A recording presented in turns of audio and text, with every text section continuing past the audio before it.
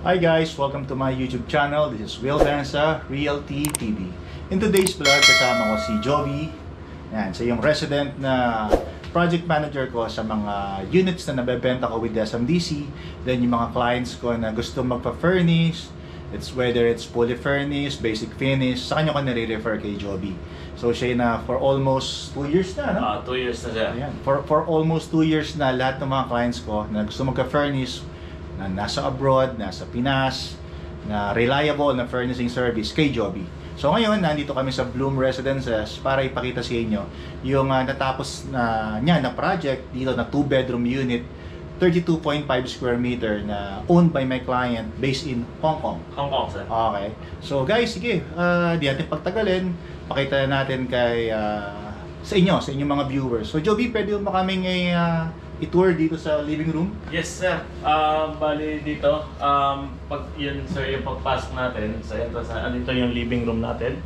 Bali dito, naglagay tayo, sir, ng 3-seater na sofa bed. And then, ayan. Tapos, naglagay ulit tayo dito ng French mirror para pampaluwang ng space natin. And dito, nag-install tayo ng cabinet, overhead cabinet. Bali mga extra storage, yan. Bali 4 door ito. Yan. Yan, lahat yan soft close. And then naglagay din tayo dito ng TV 43 inches and wall cladding. Yan. Tapos dito sa ilalim meron din tayong extra cabinet pa. Bali push button siya. Wala na tayong makikitang handle niya. Para malinis na siyang tingnan lahat. Yan. Tapos, naglagay tayo ng center table and rack. Ito yung buong living room natin. And then, dito tayo sa dining. So, sa dining, naglagay tayo ng pendant light para mas kung may kakain, mas okay siyang yung lighting na dito, medyo maliwanag siya. Naglagay tayo ng 4-seater dining table. Yan. Scandinavian din yung dining table natin. And then, meron tayo dito, yung pendant lamp natin, dito natin nilagay. And, naglagay din tayo ng cove light and pin light. Yan yung mga pin light natin, cove light. Sa pin light natin, ayan, makita nyo, tricolor siya. And, ayan, yung bumubuo ng dining and living room natin. Pagpasok naman natin sa pinto, anong gawing kanan, andito naman yung kitchen natin. So, sa kitchen, naglagay tayo dito ng lalagyan ng microwave. And then, kung may wine rack, kung mapansin nyo, may butas-butas siya. So sa owner, baka gusto niyang maglagay ng wine, and then extra storage. At dito, nag-backsplash tayo hanggang sa gilid na to. Yan, kung mapansin niyo. Sa Bloom wala pa ito upon turnover, lahat ito wala. So lahat ito, customize namin ito, binild namin ito. Lahat ito sa pagka-turnover ng Bloom, wala itong mga cabinet na to. Bali, ito lang yung turnover ng Bloom. Yung sink lang na to, and then itong cabinet na to sa ilalim.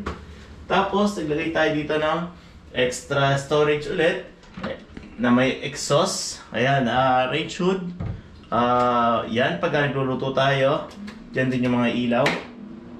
Okay, working siya. Naglagay tayo ng range hood, and then yung kalan niya, oven na may 2 burners ibabaw. So, ayan. Naglagay tayo dyan ng ganyan. And then, dito naman yung CR. Tingnan nyo yung CR natin kung anong ginawa natin dito. Sa CR, ayan, naglagay tayo ng shower heater, shower glass enclosure. Ayan. And then, towel rack.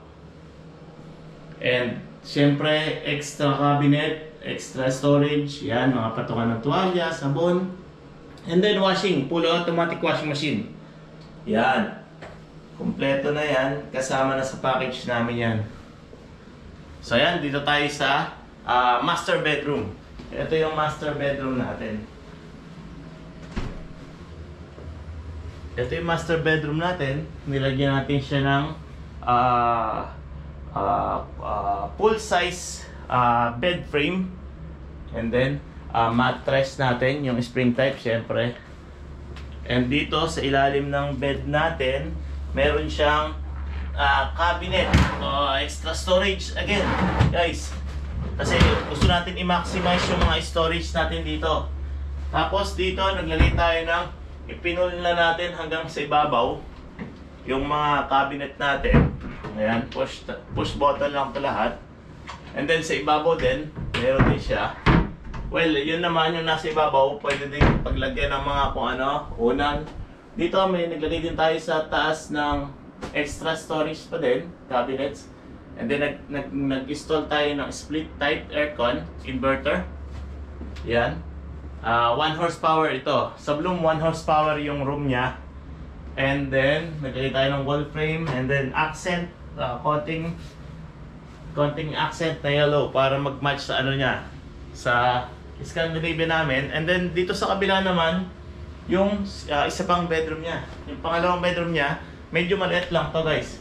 Kaya nag-come up kami sa single bed lang. And then, dito may single bed. Meron pa rin siyang drawer. Ayan, extra storage pa din. And then, naglagay tayo dito ng side table. Ayan, mga customized din natin side table na yan. Ayan, kung mapapansin nyo. Tapos, naglagay tayo dito ng 1.5 horsepower na window type. Inverter din siya. And then, dito, kasi yung anak ni ma'am is lalaki student, naglagay kami dito ng table niya, study table or working table na may mga drawer din sa ilalim. Yan, kung mapapansin nyo. Tapos meron siyang round mirror dyan na malaki. Meron din siyang pin light dito na po pwedeng gamitin. And meron siyang cabinet. Yan, sa cabinet niya, yan, makikita nyo, madami ding storage. And then, pwedeng mag-hang ng clothes. Ayan, maluwang din siya. So, minaximize namin yung room na to na walang dull space talaga. Lahat ginawa namin ng cabinet. Ayan guys, yun yung buong video nitong Bloom Residences. And thank you Joby, yes, sir, for showing itong recently na natapos yung project. I know maraming mga owners dito sa Bloom Residences na may question about furnishing service, about the ano yung cost, no? Ano yung mga appliances and furnitures na babagay. So, yan, matutulungan kayo ni Joby. No, highly recommended.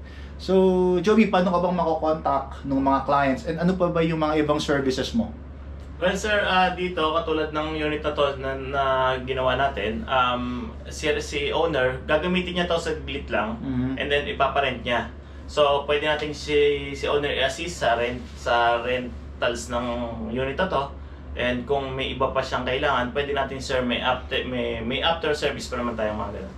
Guys, huwag niyong kakalimutang mag-subscribe sa aking channel. It's Will Benza Realty TV for more SMDC updates, mga construction, mga project updates, mga tips about real estate. Please subscribe to my YouTube channel and follow us sa Facebook and Instagram. Again guys, thank you so much for watching and see you on the next video. Bye!